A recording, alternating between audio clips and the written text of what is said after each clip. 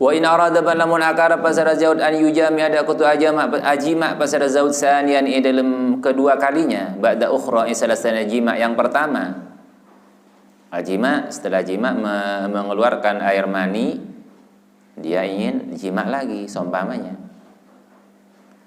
Atau jima pertama karena sudah lelah, dia istirahat dulu. Lalu setelah itu kedua kalinya, maka fal yaghsil maka becek maswana timin pasera zauj farjahu daka farjina zauj, hendaknya zakarnya itu dibasuh dulu awalan, pertama kali. Nah, disebutkan di dalam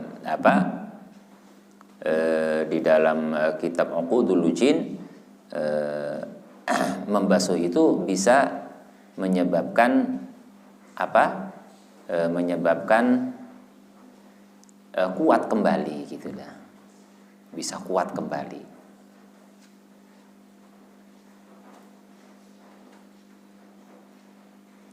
Wa ini talaban balamun amin pimatomani pasera zauj fala yujami maka ajima pasera zauj hatta yaghsila sehingga masoin pasera zauj farjahu ka farjina zauj. Nikah ketika seorang suami ini ihtilam metomani dengan cara bermimpi, maka hendaknya janganlah berhubungan dengan istrinya sehingga sisa-sisa mani tersebut dibersihkan secara bersih, dibasuh dengan cara yang bersih, tidak ada sisa-sisanya sama sekali. Kenapa? Karena mani itu hasil daripada mula'abati syaitan, hasil daripada di mula'abah, ya, dimainkan oleh syaitan. Di dalam kitab lain dijelaskan, ketika suami ini tidak membasuh terlebih dahulu kemudian berhubungan dengan istrinya dan dirizkiin anak, maka bisa mudah kesurupan, bisa menjadi anak yang junun, gila.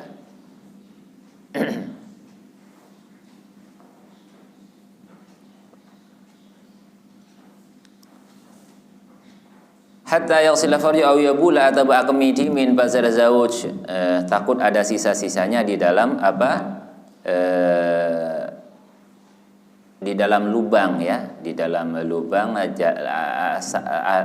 saluran kencing. Jadi kencing dulu, takut ada sisa-sisanya mani, hasil mula'abatus syaitan gitu. Wa yukrahu dan dimakruhkan al-jima'u pun apa jima' fi awalil lail awal malam. Hatta yanama sehingga nasarin bazara zauj ala ghairi taharatin atas lainnya sejeh. Dan juga dimakruhkan jima' di awal malam. Kenapa? Karena orang jima itu akan menyebabkan du'fun fil badan. Jima itu ketika inzal itu akan menyebabkan lemasnya badan. Jadi kalau selesai jima ini kebanyakan laki-laki itu akan terlelap tidur. Nah, ketika di awal malam kita berhubungan suami istri, maka akan menyebabkan dia tidur dalam keadaan apa? Dalam keadaan junub, dalam keadaan hadas besar. Tidur dalam keadaan hadas besar ini akan menyebabkan beberapa akan menyebabkan, satu, dia dijauhi dari malaikat rahmah. Dua, tidur dalam keadaan junub akan menyebabkan fakir. Tidur dalam keadaan junub akan menyebabkan fakir. Paling tidaknya kalau dia tidak bisa mandi, orang yang hadas besar ini melaksanakan wudu. Jadi kalau berhubungan suami istri di awal malam, dia kok sangat lelah sekali untuk mandi, maka paling tidaknya dia wudu terlebih dahulu, wudu tidur gitu.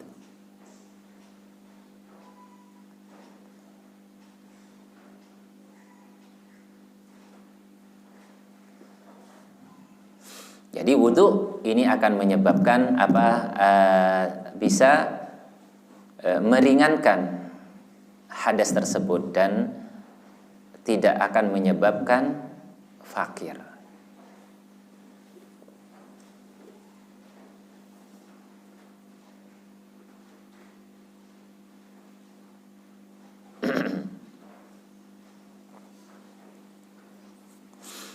Fa in arada maka lamun akar pasera orang annau mada katedung awil akla atau ba'da arfal yatawadda maka baca wudu apa sera zauj awalan pertama kalinya wudu as-shalah akati wudu na salat.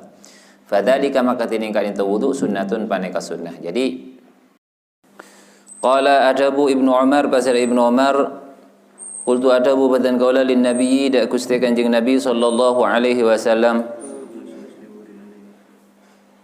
ayanamu ahaduna wa huwa junub qala na'am idza tawadda ayanamu ponapa oleh asarin ahaduna pasera salak seto ngakaula sataja wa huwa halatin ki ahaduna junubun panika orang junub qala tabu pasera Rasulullah na'am inki idza tawadda bila audu pasera ahaduna. Jadi Rasulullah pernah ditanyai oleh Ibnu Umar, apa boleh kita Rasulullah tidur dalam keadaan junub? Rasulullah mengatakan boleh, tapi hendaknya kalian berwudu terlebih dahulu. Walakin waradat tetapi datang fihi di dalam naum rukhsatun ponapa kemurahan rukhsah. Qalat adabu pasara sayyidatuna Aisyah radhiyallahu anha kana bada pasara kanjeng Nabi sallallahu alaihi wasallam yanamu panika asaren pasara kuste kanjeng Nabi junuban hale dalam keadaan junub lam yamussa hale tak nyeting pasara Rasulullah kanjeng Nabi ma anda kaing.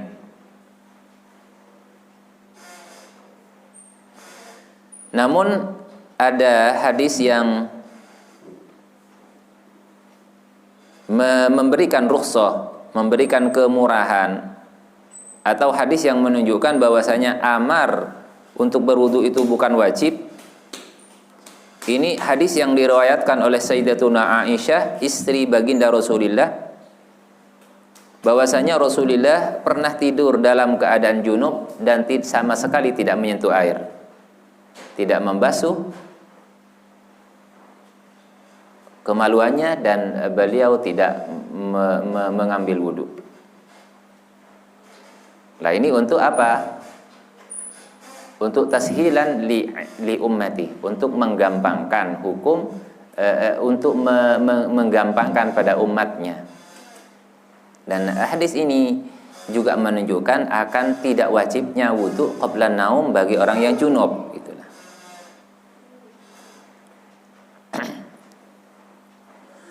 Wa mahma ada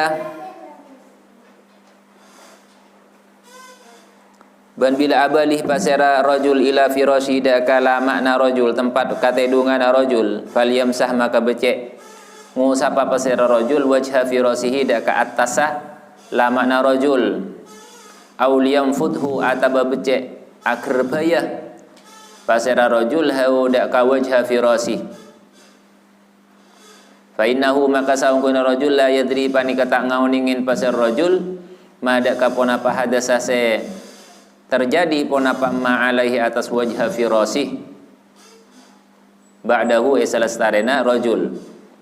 Dan juga sesuatu yang diajarkan oleh baginda Rasulullah, hendaknya bagi orang yang mau tidur di satu tempat tidur, sebelum mereka tidur hendaknya tempat tidurnya ini harus diusap atau harus dibersihkan terlebih dahulu dengan cara diusap atau dengan cara disapui atau dengan cara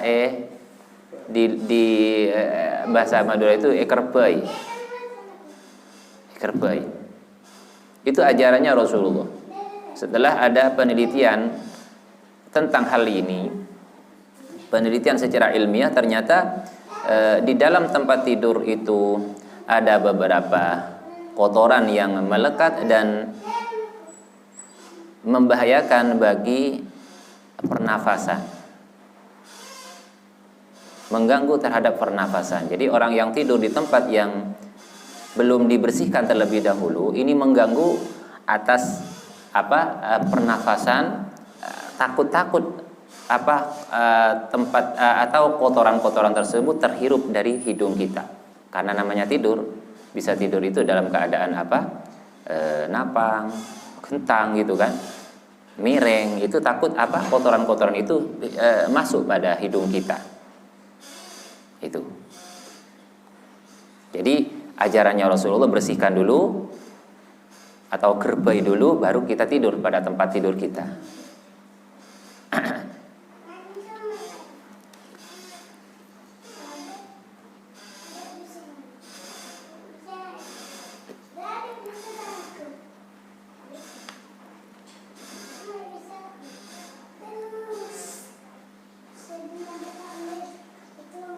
Wala yang bagi bentak kesepre an yahluqa ponapaqatu acokor pasera junub au yaklima atau ngetoko pasera junub au yastahidda atau nyokor bulu kempung di atasnya kemaluan, nyokor di atasnya kemaluan. Nabi bahasa paling Madura itu bulu tampok gitu. Di atasnya kemaluan itu. Jadi hendaknya jangan dipotong, baik potongannya itu semuanya atau sebagian saja, karena gatal daki keru itu tabu kan sekone gitu, jangan.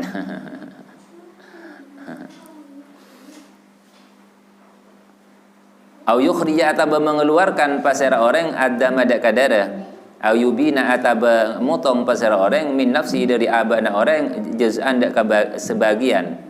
Wawatiniki orang junubun panika junub.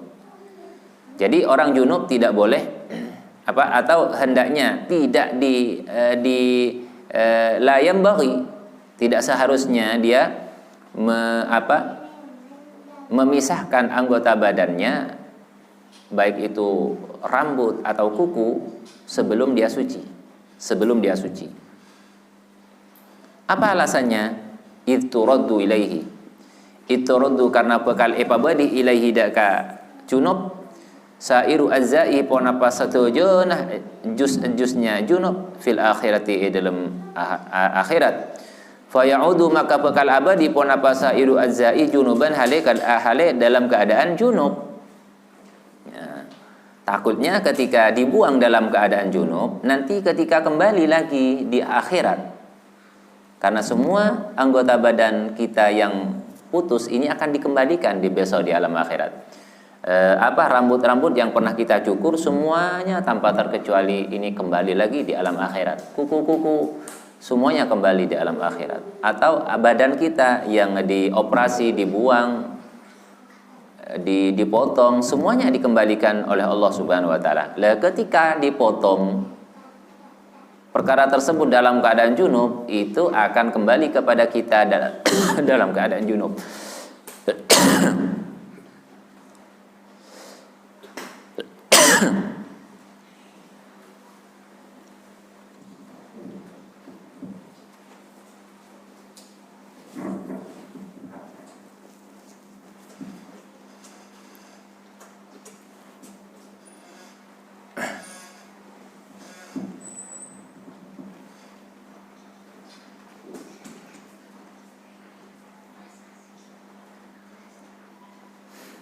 Wa yuqalu bani dabuki inna kulla sya'ratin saungguna sapan-sapan buluh tutalibu panika bakal nuntut ponapa kullu sya'rah budak kang orang bi janabatiha sebab junub engki kulla sya'rah. Jadi bahkan ada ulama yang mengatakan bahwasanya setiap bulu yang terpotong dengan sengaja dipotong dalam keadaan junub ini besok akan kembali dan menuntut pada orang yang punya.